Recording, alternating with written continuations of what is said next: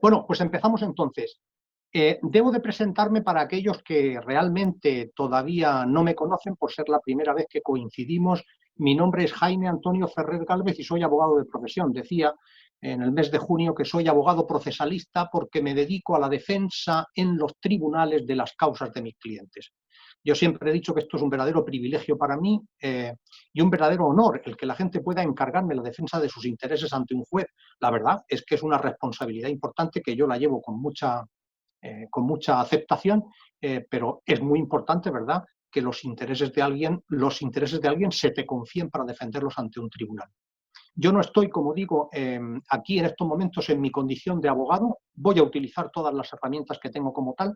Soy divulgador jurídico y en esta condición de divulgador jurídico me estoy dirigiendo a vosotros en estos momentos. Y en esta condición de divulgador jurídico, con mi equipo jurídico y mi equipo técnico, el equipo jurídico y técnico de Abogantes, hemos decidido realizar una charla que hable sobre la COVID-19 en el inicio del curso.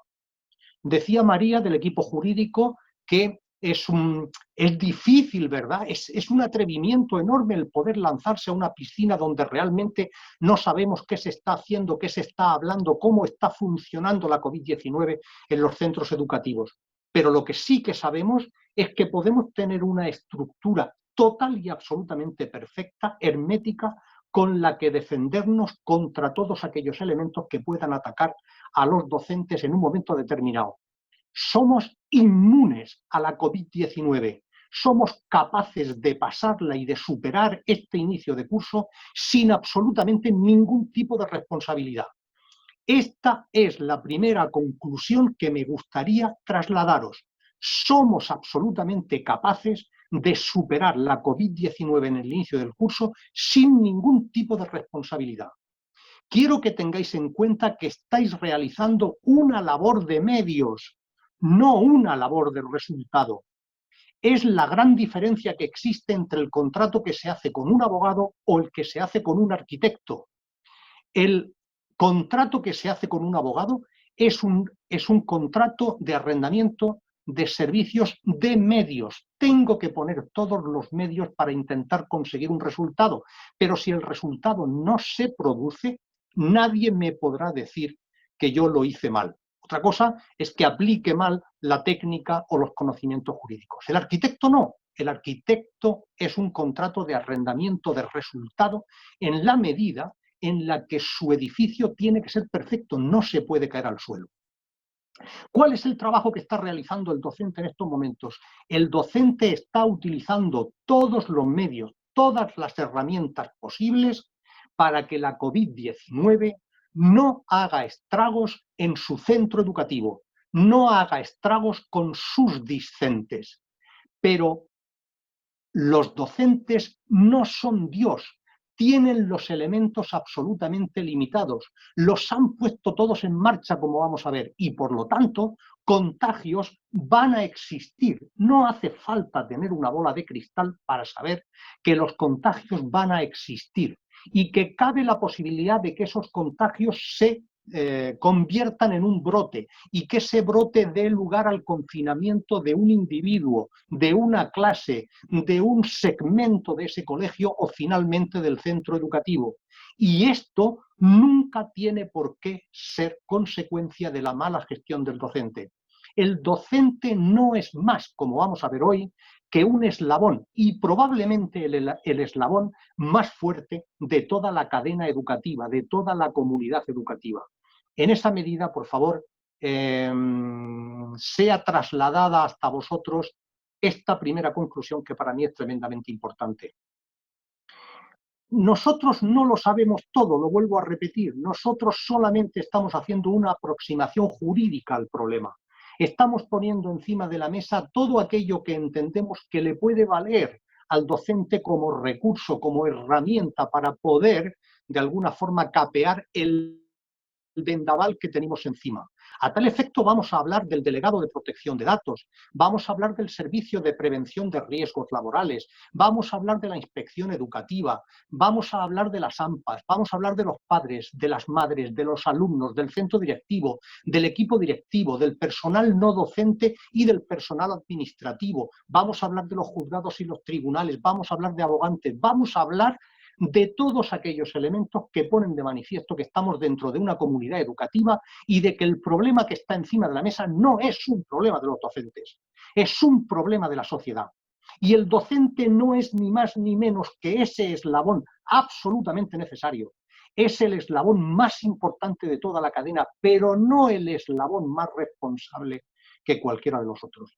Pero como no sabemos exactamente qué es lo que está pasando a nivel general en todos los centros, hemos de tener en cuenta que estamos hablando para muchas comunidades autónomas, para la Comunidad Valenciana, para la Junta de Andalucía, Castilla y León, Castilla-La Mancha, Asturias, La Rioja, Extremadura, muchas más. Todas ellas estamos en contacto con docentes de todas esas comunidades a los efectos de conocer exactamente cuáles son las vivencias, cómo están viviendo efectivamente el efecto COVID-19 en el inicio del curso.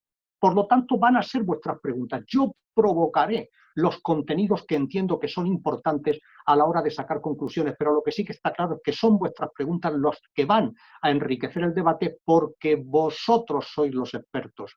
Lo que lamento que todas las reuniones intersectoriales que se han realizado, todos los aspectos de coordinación entre los ministerios de educación y los ministerios de sanidad, entre las consellerías o consejerías de educación y de sanidad en las distintas comunidades autónomas, no hayan tenido un detalle, quizás sí, y yo no lo conozca, de consultar directamente a los docentes, de abrir un foro donde los docentes pudieran dar su opinión al respecto. Que sepamos que los docentes están trabajando desde el mes de julio con las instrucciones que se le estaban dando, instrucciones cambiantes cada 2 o cada 3 días, que no se sabía exactamente cómo ni de qué manera, pero han estado trabajando durante el mes de julio y muchos durante el mes de agosto para poner sus centros educativos al día, para ponerlos al detalle, para que todo funcionara, para que todos los servicios sanitarios al respecto, todas las medidas sanitarias tuvieran un resultado final que es la ausencia de contagios.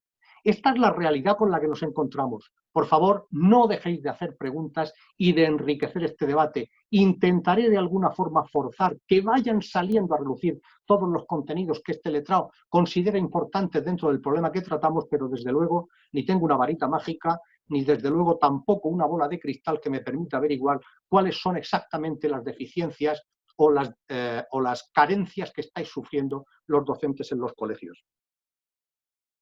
Dicho esto, una puntualización más. Vamos a defender a ultranza al menor, al alumno menor de edad, al discente, pero no nos vamos a olvidar en ningún momento de los docentes, porque sin docentes el milagro no se produciría todos los inicios de curso, todos los inicios de cada día de ese curso, si los docentes no acudieran a su lugar de trabajo y en la situación en la que estamos. Es claro que tendremos que plantear también que muchos docentes puede que no lleguen a ocupar su puesto porque efectivamente estén afectados por la COVID-19 y tendremos que entrar entonces en el plan de sustituciones, que esos planes de contingencia o planes de actuación que los colegios han preparado tienen que tener listos. Podremos comprobar que efectivamente los docentes son también esa parte fundamental que vamos a tratar. Vamos a hablar durante 2 minutos del concepto de responsabilidad. El concepto de responsabilidad civil en general, para todo el mundo, está definido en el artículo 1902 del Código Civil. La palabra responsabilidad podría definirse como aquella obligación que todos tenemos en un momento determinado de responder de aquello que hayamos hecho mal. El artículo 1902 del Código Civil dice, es muy cortito, lo voy a leer mirando el código, dice que el que por acción u omisión causa un daño a otro, interviniendo culpa o negligencia, está obligado a reparar el daño causado. Este es el artículo que regula la responsabilidad civil con carácter general.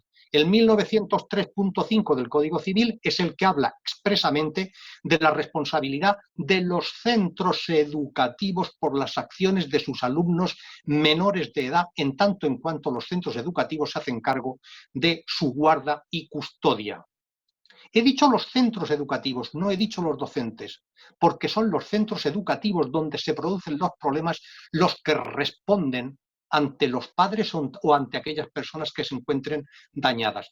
Pero volviendo a la definición inicial, si definimos la responsabilidad como acción u omisión que provoca un daño con una relación de causalidad, existiendo siempre culpa o negligencia, distinguimos 4 aspectos que a mí me gustaría poner de manifiesto. En primer lugar, debe de haber una acción o una omisión. No solamente el acto provoca responsabilidad, también la omisión. Lo que vamos a comentar hoy con la COVID-19 es más de omisión que de acción, porque aquel que dejare de hacer podrá responder también del daño que produzca.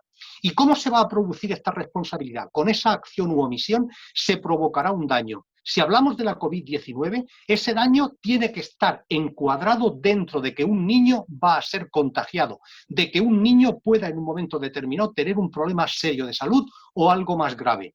Y además debe de haber una relación de causalidad. Esa omisión que se tuvo en el centro educativo tiene que conectar directamente con el daño que se ha producido. Porque si alguien omite una serie de medidas sanitarias, pero realmente no se produce daño, el concepto de responsabilidad civil se rompe y no existiría.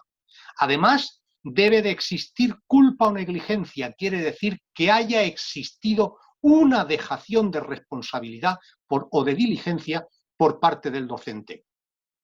Es muy importante el concepto de buen padre de familia que el Código Civil establece en el artículo 1903 del Código Civil, cuando dice que toda la responsabilidad de la que estamos hablando se eliminará, desaparecerá, cuando se pruebe por parte del centro educativo que se ha utilizado la diligencia propia de un buen padre de familia.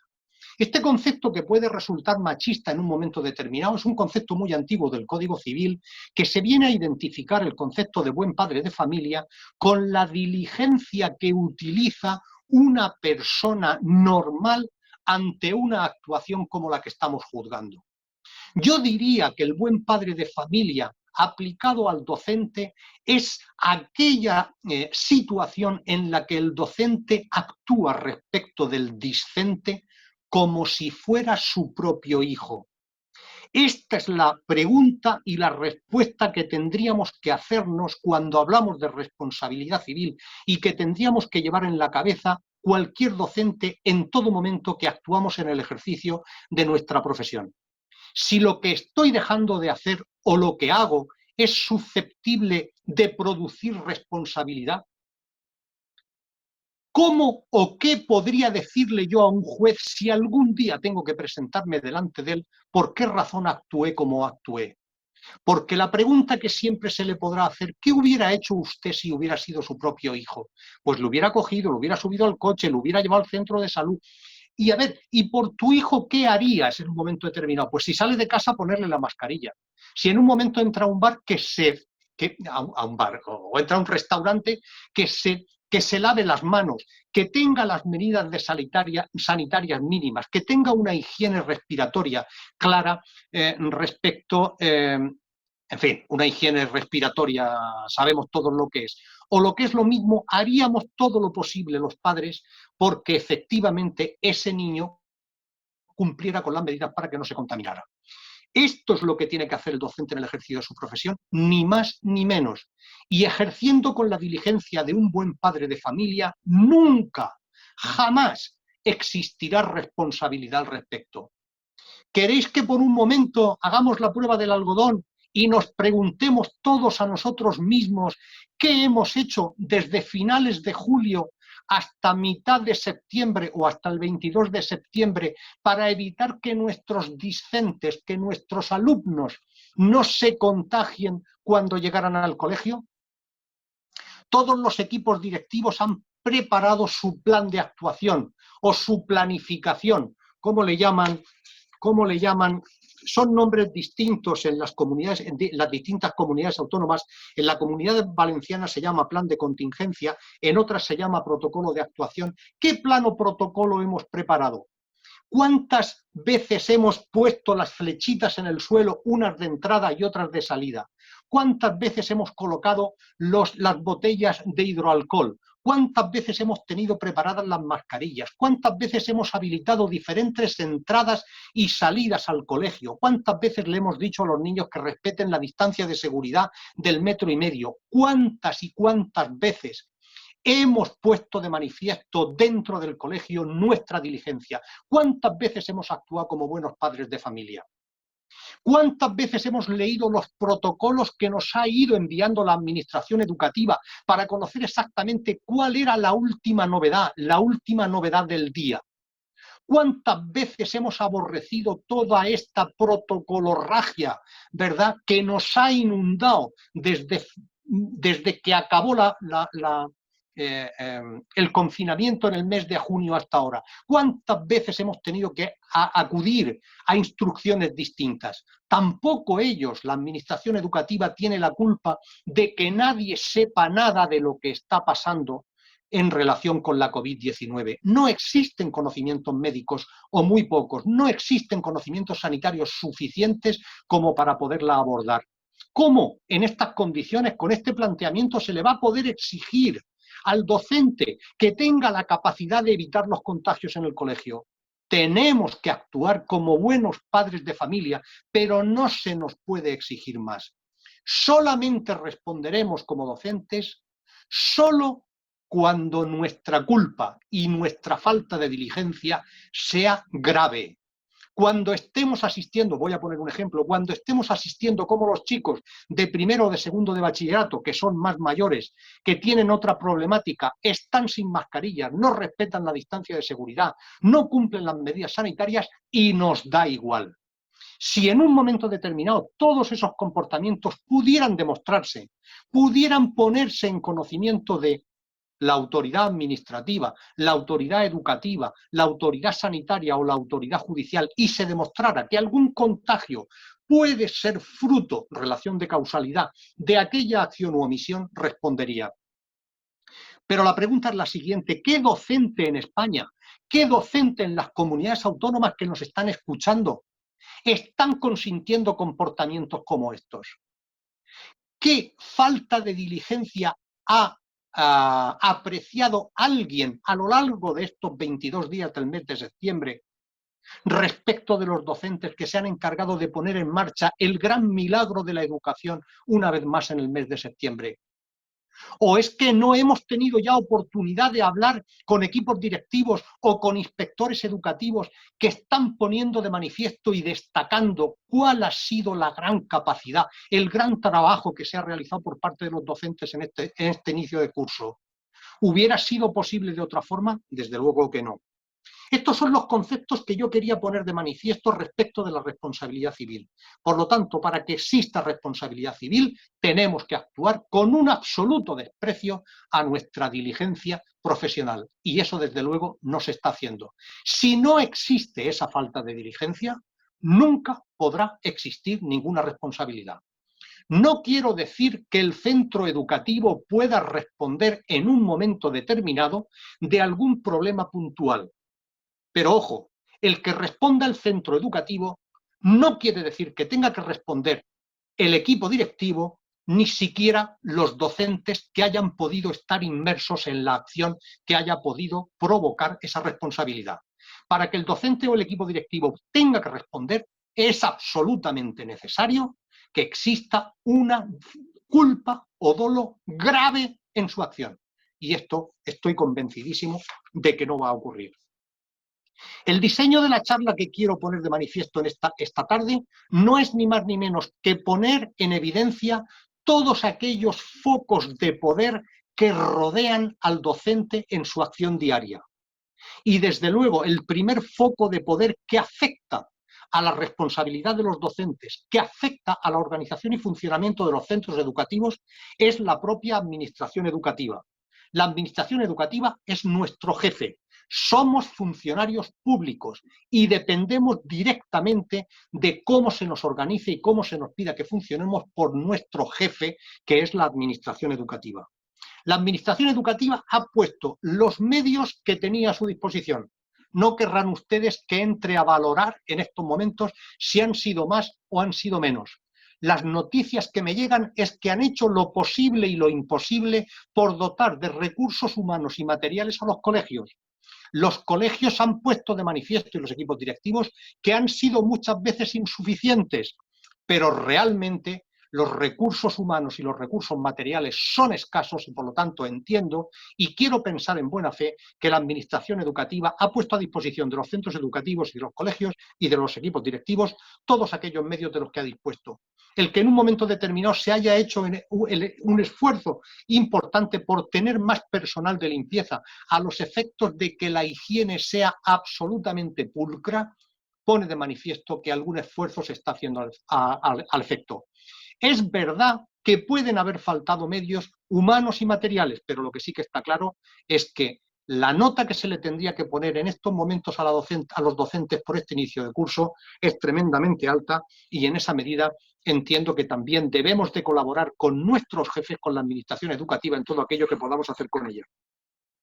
La administración educativa es el jefe de los docentes, pero realmente en esta crisis sanitaria quien corta el bacalao es la administración sanitaria, son los centros de salud.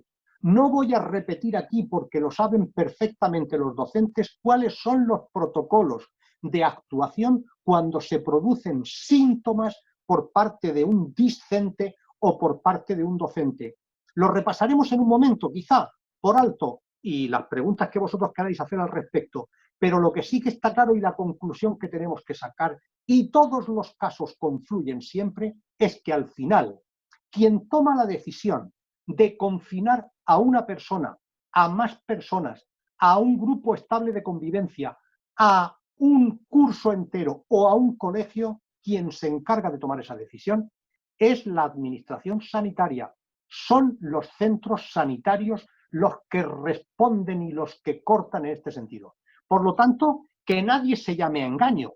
¿Qué es lo que los docentes tenemos que hacer para cumplir con nuestra obligación? Lo tenemos clarísimo y los protocolos, por muy confusos que hayan sido, por muy variopintos, por muy apresurados cada 2 días uno distinto, lo que sí que está claro es que al final se marca que en el momento en el que un discente en el colegio dé síntomas, tos, fiebre, diarrea, vómitos, malestar, lo que se tiene que hacer es actuar de forma inmediata poniendo por parte del profesor que atiende a ese discente en conocimiento del responsable COVID del centro y de la familia la existencia de este problema. Al niño se le aísla e inmediatamente la familia tendrá que venir a recogerle para llevárselo, preferiblemente en transporte privado, más que en transporte público, hasta su casa, hasta que definitivamente se tome una decisión respecto de él.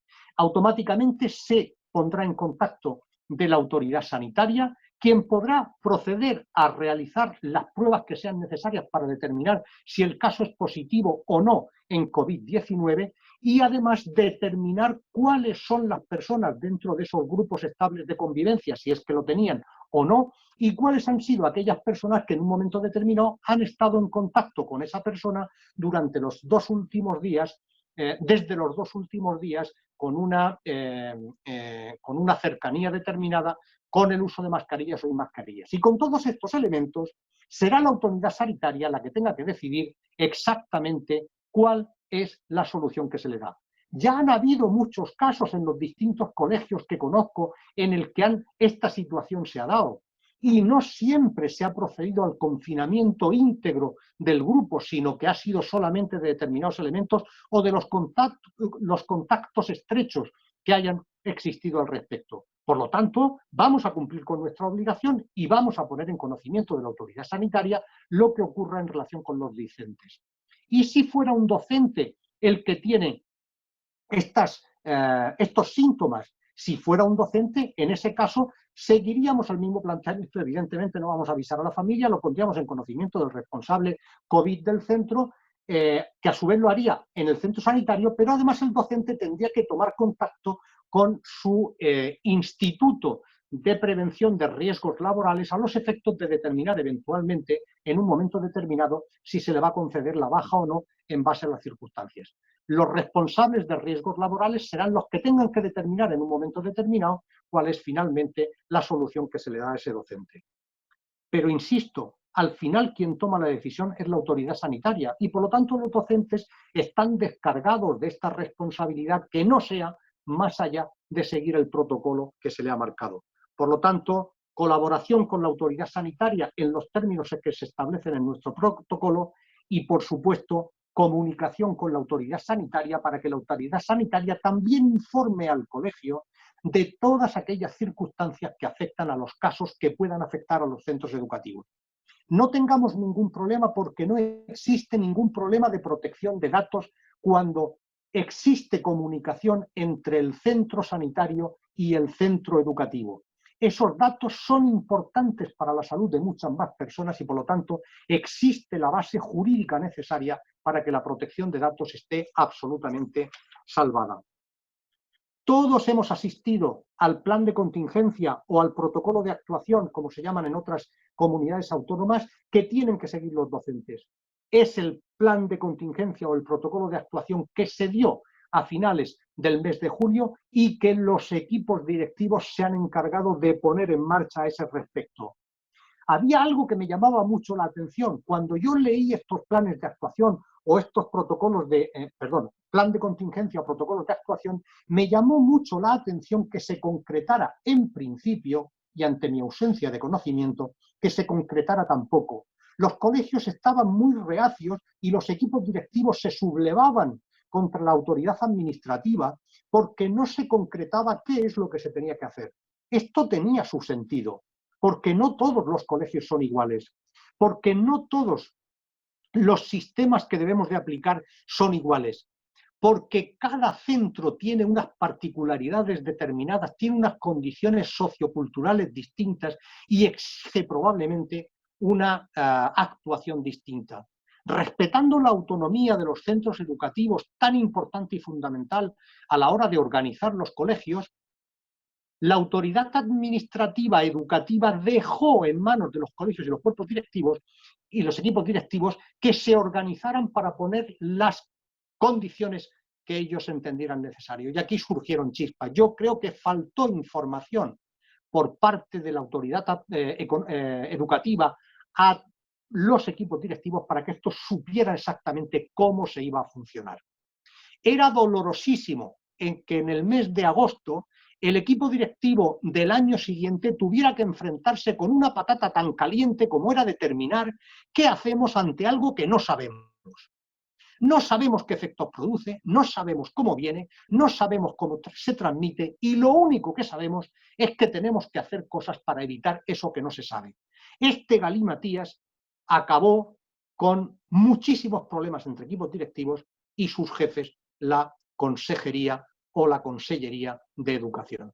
Parece que todo esto va volviendo las aguas a su cauce, parece que el inicio del curso no ha sido tan caótico como en principio se preveía y por lo tanto entiendo que de alguna forma se está produciendo lo que digo, esa canalización de todos los problemas que existían. No se han solucionado los problemas, no sabemos qué va a ocurrir en el futuro, pero es verdad que poco a poco vamos entrando en esa vía de normalización que aunque no sea grande en estos momentos, sí que entiendo que nos va a salir bien. Válganse también cuando tengan alguna duda de los servicios de prevención de riesgos laborales que existen en todas las comunidades autónomas. Es muy importante que el docente sepa, que esté informado, que conozca, y ahora estoy hablando, cuando hablo de los servicios de prevención de riesgos laborales, de la salud del docente. Todo el mundo está preocupado por la salud del docente, mucho más todos los padres que tienen a sus hijos allí. Pero yo no puedo perder de vista también la salud de los docentes. Los docentes, según la Ley de Riesgos Laborales, la Ley 31 de 1995, que ha sido desarrollada por las comunidades autónomas con leyes en cada una de estas comunidades autónomas, todas vienen a coincidir en que es un capítulo fundamental dentro de los centros educativos. Capítulo fundamental porque la salud del docente es tremendamente importante. Me llama poderosamente la atención el haber podido profundizar un poco sobre los riesgos laborales y haber comprobado cuántos y tan variados son los riesgos laborales que puede tener un docente. Desde los problemas con la voz, evidentemente porque es su instrumento de comunicación, hasta los problemas de caídas, los problemas de quemaduras, los problemas diversísimos. La verdad es que llama poderosamente la atención cómo y qué bien se ha hecho o se han hecho estos estudios respecto de los centros educativos. El derecho, los derechos que esta ley da al docente son absolutamente fundamentales. Es el derecho a la información, el derecho a la protección, a la consulta y a la participación, el derecho a la formación, que es lo que estamos haciendo en estos momentos, el derecho a que se le vigile su salud, el derecho a las mínimas condiciones de seguridad y salud, el derecho a la asistencia de medidas adecuadas, el derecho a denunciar una situación de riesgo. ¿O es que no tenemos también el derecho de utilizar a la Inspección de Trabajo y de Seguridad Social para la denuncia de aquellas circunstancias que puntualmente puedan existir en un colegio y que después de haber sido denunciadas o comunicadas no han sido reparadas? Por supuesto que sí. No nos olvidemos nunca de que estos servicios de prevención de riesgos laborales están aquí para ayudar al docente, pero además están aquí para dar la garantía jurídica necesaria a aquellos docentes que en un momento determinado deban de adquirir una baja o tengan derecho a una baja por haber sido contagiados por la COVID. Otro elemento fundamental que no podemos echar en falta y que el docente tiene como recurso o instrumento para defenderse ante esta crisis sanitaria es la inspección educativa. Ya la definíamos el 2 de junio del año 2020 como una especie de Pokémon, ¿verdad? A mí me gusta esa comparativa, con todo el respeto del mundo a la inspección educativa, que tanto y tanto respeto me merece. Pero es verdad que parece que es algo que no se conoce muy bien. Es como si estuviera cerrado, nadie sabe cómo abrirlo. La inspección educativa es fundamental. Es el cuerpo de élite de la administración educativa. Es el cuerpo de élite que conoce a la perfección la legislación, la solución del caso concreto. El que haya tenido oportunidad de departir con un inspector educativo en un momento determinado sobre cualquier problema de la vida de un centro educativo, habrá podido conocer cómo llegan a conocer los reglamentos, las órdenes, las instrucciones, hasta la última que ha llegado a dar la Consellería o la Consejería de Educación, y por lo tanto tienen la capacidad de solucionar problemas. Es verdad que no están ocupando en estos momentos un lugar central dentro de la crisis sanitaria, debido a que el pan caliente, la verdadera patata caliente, se la están llevando los centros sanitarios, que son los que tienen que tomar la decisión de los confinamientos y cómo actuar ante los contagios. La inspección educativa es un elemento que necesariamente tenemos que tener en cuenta los docentes cuando tengamos un problema. Servicio de riesgos laborales, tenemos la inspección educativa, tenemos muchas más. Debemos de tener en cuenta al delegado de protección de datos. También en esta crisis sanitaria se están manejando un montón de datos y además datos especialmente protegidos. Esos datos especialmente protegidos son los datos de salud, tanto de los alumnos como de los docentes, y esos datos deben de ser protegidos.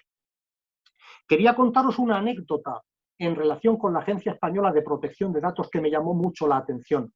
Como sabéis, si no lo sabéis os lo digo yo, la Agencia Española de Protección de Datos confeccionó una maravillosa, la palabra es esa, una maravillosa guía de protección de datos para centros educativos. ¿Sabéis cómo la confeccionó? La Agencia Española de Protección de Datos se puso en contacto con todos los colegios de España y les ofreció la posibilidad de que todos mandaran sus problemas, sus dudas, sus sugerencias, aquello que no sabían sobre la protección de datos. Y todos mandaron sus pequeñas consideraciones al respecto. Mandaron miles de sugerencias. Y todas ellas fueron resumidas en una guía, que es esta guía de protección de datos para centros docentes, que yo recomiendo desde ya a todos los centros educativos de España, además es gratuita, en la que se ponían de manifiesto aproximadamente en 81 preguntas la solución a la gran mayoría de todos los problemas en protección de datos que tenían los centros educativos. Mi pregunta hoy ¿es que no seríamos capaces de organizar, como lo hizo la Agencia Española, un foro de debate donde todo el mundo, con participación de abogados, no solamente este que habla, de cualquier otro, en el que docentes discentes que tengan criterio a la hora de opinar sobre estos problemas. Administraciones educativas, sanitarias, docentes, todos ellos pudieran poner de manifiesto en ese foro y discutir exactamente los problemas que cada uno tenemos en nuestros centros educativos. ¿No sería esto una forma de ir aprendiendo unos de otros y de alguna forma compartir ese sufrimiento, entre comillas, que todos estamos llevando producto de esta maldita crisis sanitaria? Pues si esto fuera posible, sería un paso absolutamente fundamental. El tema de la protección de datos es un tema muy importante en la materia que estamos hablando, en la crisis sanitaria. Es necesario poner de manifiesto, y esta es una pregunta que dejo en el aire, si aquel docente, voy a poner el caso del docente, que en un momento determinado resultara con prueba positiva de PCR, tiene derecho a que no se conozca por el resto de sus compañeros en el claustro que tiene esta enfermedad o contagio. Tiene derecho a que su protección de datos pueda estar en un momento determinado por encima del derecho a la salud de otras personas. Pues ahí lo dejo, porque realmente no puedo hablar más de este asunto si no se nos va el tiempo. Y las asociaciones de padres y madres de alumnos, este ente que tampoco, a ver cómo lo digo, este ente que también tiene una influencia muy importante en esa condición dentro de los centros educativos, ¿cómo podríamos utilizarla para que realmente fuera efectiva en la crisis sanitaria? Dándoles información a los padres y a las madres para que esa información, también por las noches cuando sus hijos lleguen, se les pueda suministrar. Es fundamental la información. Voy a contar el caso que me hizo muchísima gracia, aunque a lo mejor no la tiene, de una niña que se llama Rocío, que el primer día que acudió este año al colegio, Rocío tiene 7 años, cuando terminó su jornada escolar y salió, fue corriendo a su mamá para decirle: mamá, agua, tengo sed. Su mamá llevaba una botella de agua preparada y la niña la bebió entera. La mamá le llamó la atención a Rocío diciendo por qué aguantaba tanto y por qué no había bebido anteriormente. La niña le dijo: mamá, cuando llegué al colegio me dijo la maestra que no me quitara la mascarilla. La niña lo respetó desde las 9 de la mañana hasta la 1 de la tarde. Desde luego, esta falta de información ha podido provocar en esta anécdota el que además se ha podido solucionar con una botella de agua. La falta de información es fundamental para que se produzcan miedos. Con la información acabaremos con los miedos. Por lo tanto, si el docente estuviera informado hasta las últimas consecuencias de todas sus responsabilidades y de todos los efectos de la crisis sanitaria, si a su vez los docentes tuvieran la posibilidad cada mañana de influir o infundir, mejor dicho, en el ánimo de los discentes toda esa información, todos haríamos más grande nuestra participación en este problema y mucho más pequeña la crisis educativa. Y los padres y las madres son fundamentales, porque además los padres o las madres siempre son los que de alguna forma le echan la culpa al docente. No, no es verdad. Lo decía también un poco en este sentido. Pero los padres y las madres son absolutamente fundamentales en el momento en el que estamos. Los padres y las madres pueden en un momento determinado decidir que no van a llevar a sus hijos al colegio, ¿verdad? Esta es una decisión pésima, no recomendable desde ningún punto de vista, absolutamente desde ninguno. La Ley Orgánica de Educación establece del año 2006 y la Ley de Mejora de la Calidad Educativa del 2013 establecen, sin ningún género de duda, la obligatoriedad de la educación presencial. Por lo tanto, tienen que estar en el colegio. Y si no estuvieran, se podrán aplicar los protocolos de absentismo que podrían conllevar en consecuencias graves. El artículo 154 del Código Civil se refiere de una forma manifiesta y clara a la necesidad de que los padres velen por el interés superior del menor. ¿Y cuál es el interés superior del menor? ¿El derecho a la educación o el derecho a la salud? Desde luego, las decisiones de los tribunales, que han sido poquísimas Estoy recordando una que el equipo jurídico de Abogantes me remitió hace unos días, concretamente María, referida a una sentencia que se había dictado en un juzgado de primera instancia en León, donde un padre demandó a la madre porque la madre había decidido no llevar al colegio al hijo. Los padres se encontraban divorciados. Este es un procedimiento que existe en España en estos momentos y que está perfectísimamente regulado, que permite tomar en unos pocos días una decisión hasta aspectos tan importantes como esto. ¿En qué consiste? La madre decidió no llevar al niño al colegio por el miedo a la COVID-19. El padre entendió que no hay razones objetivas para tomar esa decisión. El padre acudió al juzgado y le pidió al juez que convocara tanto al padre a la madre como al niño en el caso de que tuviera más de 12 años. La ley de enjuiciamiento civil y la ley orgánica de protección, la ley orgánica de protección jurídica del menor establece que los menores mayores de 12 años tendrán que ser oídos en aquellas circunstancias o en aquellos procesos cuyas decisiones les afecten. En este caso todos comparecieron ante el juez y el juez decidió, de acuerdo con el artículo 156 del Código Civil, que la decisión la tendría que tomar el padre, y el padre evidentemente adquirió la posición de ir a clase. Estos procesos están marcando la realidad de nuestras escuelas en estos momentos. Yo les pediría a los padres algo. Si en algún momento alguien puede entender que algún centro educativo, algún docente ha podido ser el causante de algún tipo de problema con su hijo, por favor, al final todo esto se traduce en que efectivamente pueda existir o no una compensación económica, que acudan al procedimiento que se llama responsabilidad patrimonial de la administración, que dirijan su acción contra los centros educativos y que dejen que los docentes puedan seguir trabajando. Para un docente es absolutamente incómodo, es un grandísimo grano en el culo el que en un momento determinado pueda ser demandado ante un tribunal por su actuación diligente en un juzgado con todos sus alumnos. Es importante que también los padres y las madres vayamos respetando a nuestros docentes en este sentido.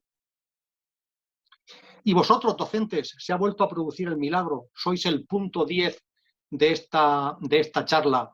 Vosotros sois los que estáis trabajando todos los días y yo creo que ese reconocimiento tiene que venir.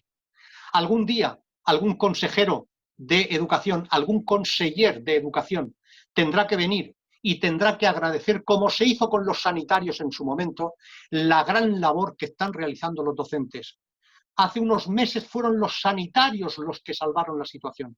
En estos momentos son los docentes los que están salvando la situación de que el colegio pueda ponerse en marcha, de que el colegio funcione, de que los niños vayan superando el trauma que les significó acabar de forma tan brusca el 14 de marzo de este año su presencia escolar. Por lo tanto, enhorabuena, chicos, quiero que sepáis que entiendo que sois el mayor recurso educativo que tiene la administración educativa y que esto más bien antes que después se tendrá que reconocer públicamente a las asociaciones que os representan o a quien corresponda. Desde luego he echado muy en falta en que todas esas comisiones intersectoriales, interministeriales, no existieran o no se os haya preguntado, ¿verdad?, disponiendo como disponen las administraciones educativas de contacto directo con vosotros, que se os hubiera podido pedir en un momento determinado vuestra opinión a ese respecto. Debo de ir acabando y debo de ir seleccionando de alguna forma un poco a qué dedico estos últimos minutos. No quiero olvidarme del personal administrativo y no docente, que también forman parte de la comunidad educativa, que también se encuentran a disposición y servicio del centro educativo y del equipo directivo para solucionar y ayudar en esta crisis educativa. Son personas tremendamente importantes dentro del funcionamiento, lo están demostrando día a día. Tienen también el deber de secreto de que todo aquello que conozcan dentro del centro, que lo tengan en cuenta, pero que de alguna forma no se traslade esa información fuera del centro por las graves consecuencias que aquello podría tener. Los alumnos son el centro de todo, es el interés superior del menor, ya lo hemos dicho por activa y por pasiva, y este es un punto en el que yo no insistiré más en estos momentos. Sí que es verdad que me gustaría que los docentes trasladáramos a los alumnos toda la información de lo que dispongamos y que todos los servicios psicológicos, los servicios psicoterapéuticos de los centros pudieran ponerse a disposición de los alumnos para explicarles de forma clara y terminante exactamente en qué consiste esta maldita crisis y cómo podemos superarla. Algún día recordaremos esto como una gripe más, ¿verdad? También la gripe mata desgraciadamente a muchas personas, pero desde luego el caos que se suponía para este inicio de curso no se está produciendo de ninguna de las formas. Fuerzas y cuerpos de seguridad del Estado se encuentran a disposición de los centros educativos, pueden ser utilizadas en todo momento. Existe un plan director para la convivencia y mejora de la seguridad en los centros educativos y sus entornos, que probablemente no hayamos puesto en marcha todavía porque nadie se ha salido de sus roles. Recuerdo en estos momentos que también los equipos jurídicos de abogantes me mandaban el inicio de un procedimiento disciplinario contra un profesor universitario en la Universidad Autónoma de Barcelona que desde el punto de vista negacionista se había negado a ponerse la mascarilla. Existe un protocolo establecido en todas las comunidades autónomas respecto de la obligatoriedad de la mascarilla. Y si la mascarilla se desobedeciera, están legitimados los centros educativos para hacer valer el cumplimiento de la ley a través de los cuerpos de seguridad, fuerzas y cuerpos de seguridad del Estado, a los efectos de que se cumpla el uso de la mascarilla y, si no fuera así, la imposición de una multa, el requerimiento para que haga uso de la mascarilla con la advertencia de que en caso de no obedecer se les tramitaría un procedimiento por desobediencia. No olvidemos a los sindicatos, y ya estoy terminando, porque los sindicatos también han sido importantísimos en la defensa de los derechos de los docentes y en la solución de los problemas de los colegios y de los centros educativos. Quiero recordar en estos momentos que la ley que modificó el artículo 1903.5 del Código Civil, la ley de 7 de enero de 1991, fue una ley luchada, ganada por los sindicatos al gobierno de la nación en aquel momento y consiguieron que los docentes dejaran de responder directamente ante los padres por los problemas con sus hijos y que fueran los centros educativos, los titulares de esos centros educativos, los que debidamente respondieran.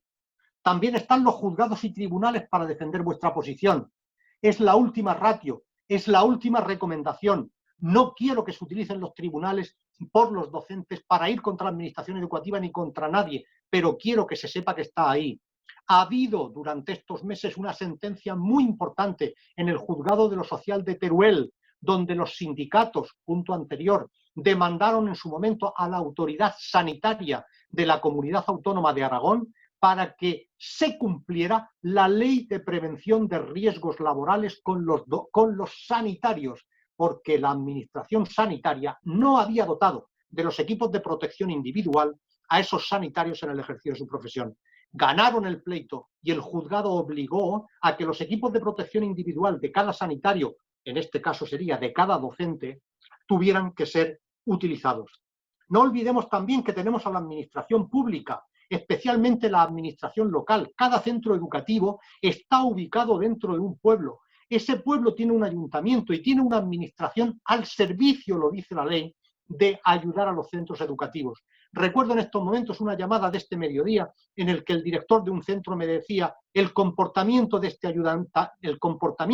ayuntamiento de mi pueblo, de mi centro educativo, ha sido ejemplar. Nos ha mandado un servicio de limpieza diario y durante todo el horario escolar para que todas las instalaciones estuvieran inmaculadas. Desde luego, existen parques, pabellones, instalaciones deportivas, auditorios que pueden estar a disposición de los centros educativos para aquellos que no tengan las condiciones exigidas para respetar las distancias entre los alumnos o las condiciones sanitarias expresas.